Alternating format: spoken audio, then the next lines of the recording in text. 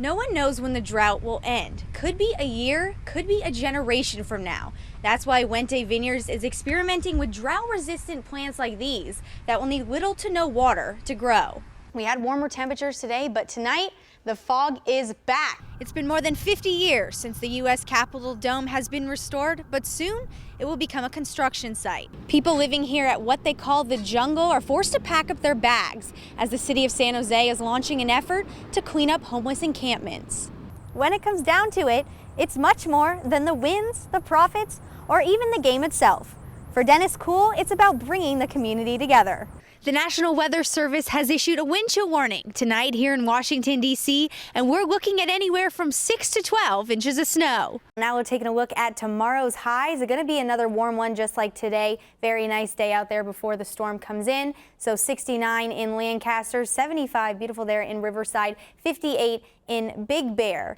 After another night of violence in the St. Louis suburb, the governor declared a state of emergency.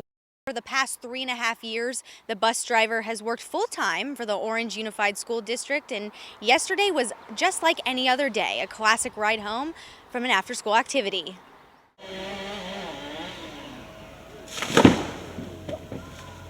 Crews worked to clear an Anaheim Hills road after a school bus crashed late Thursday, sending 12 to the hospital. Of the 11 students, 5 were transported, 2 in critical condition, and the driver was transported in critical condition. The accident happened just after 3:30 when the bus veered off the road, colliding into a pair of trees. With the driver unconscious, students on the bus had to think fast. A girl was screaming that another girl, her name's Resnick, that she was bleeding a lot, and it was really scary, and like her whole side was bruised and her face was all bloody. And I was like, we need to get out of the bus. The cause of the crash remains unknown, but neighbors are having a hard time placing the blame. God, my kids could have been on there, you know. I mean, accidents happen, I know, but if it was a mechanical, then yeah, I'd be extremely upset about that. With an accident like this, people are reminded how important it is to take the necessary safety precautions when driving. There's a lot of things people can do proactively to prevent these types of collisions. In this particular case, though, it's still too early to tell what actually caused it. This driver could have been doing everything correctly and just had something happen. CHP says it could take at least a month to figure out what went wrong here, and firefighters say that if the bus hadn't hit the tree, it could have been a much more serious situation. No end in sight for the California drought as the state goes into its 4th year of water shortage, one of the most severe droughts on record. A University of California study reports that 84% of California's water is used for agriculture, including irrigation and livestock. Water conservation is something we all should be aware of all the time. Especially seeing the effects after just 1 year.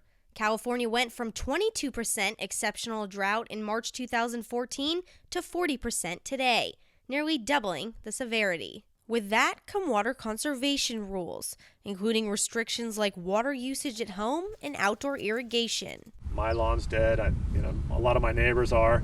Homeowners aren't the only ones affected by the drought. Winemakers are also feeling the stress. No one knows when the drought will end. Could be a year, could be a generation from now. That's why Wente Vineyards is experimenting with drought-resistant plants like these that will need little to no water to grow. Wente Vineyards has just begun this experimental grape growing process. It will take up to 4 years for full quality fruit, and even then, no guaranteed success. There's a lot of unknowns at this point, but we're willing to do it. The East Bay Winery has 9 acres of various drought-resistant rootstocks. That's more than 3,000 plants. We're all kind of in agreement on board. Hey, we need to be on the cutting edge of the technologies, in this case, the rootstock technologies, and see where it leads us. That technology genetically modifies the roots to grow downward up to 6 feet in search of natural soil water. This compared to non-drought typically would stay, they could be as shallow as 18 inches and then it just starts spreading out. For Wente Vineyards, it's about the long-term approach. The drought may have little impact on their wine production this year, but they're being proactive for the future. As they say in the wine world, good healthy vines make good healthy wines. Reporting from Livermore, Leah Freeman, NBC Bay Area News. Good evening, I'm weathercaster Leah Freeman with your latest weather update. Tonight, we're tracking warmer temperatures, especially there in those inland valley areas, which are seeing anywhere from 6 to 10 degrees warmer than we saw 24 hours ago. So here's a look at how those conditions affected our temperatures today. The warmest temperatures, 93 degrees there in Petaluma and Gilroy, a little bit cooler in Palo Alto along the peninsula, mid-80s, and then downtown San Francisco hitting up to 70 degrees there. Beautiful day in the city. So now we'll give you a live look outside at our Sky Camera network. Mild night out there tonight, mid-60s all across the Bay Area. We had warmer temperatures today, but tonight the fog is back. Take a look at San Francisco, completely fogged in tonight, 63 degrees there. As we head more towards the peninsula to the South Bay, that's where we're going to see those clear skies to make for a pretty beautiful night there. So now we'll take you into our microclimate forecast as we head through Friday. The South Bay, one of the warmer areas tomorrow, reaching up to 90 degrees in Morgan Hill. The peninsula anywhere from 66 degrees there in Pacifica to 85 once again in Palo Alto. San Francisco, though, staying pretty constant, mid to high 60s, almost 70 though in the Embarcadero. So now we'll take you to the North Bay, East Bay, and Tri-Valley. Beautiful weather there in wine country to end our week, 85 degrees, and then the East Bay and Tri-Valley are where we're going to hit up into those 90s. Warmest spot though, by far, Livermore, 91 degrees tomorrow. So now we'll give you a look at your weekend forecast. Saturday and Sunday, beautiful temperatures out there, lots of sunny skies, especially for those sports fans out there heading to the game this weekend. Battle of the Southern California and Northern California. Chargers versus 49ers, 1 p.m. on Sunday. By the game time, we're going to have around 81 degrees, even though we have a little chilly start to the day.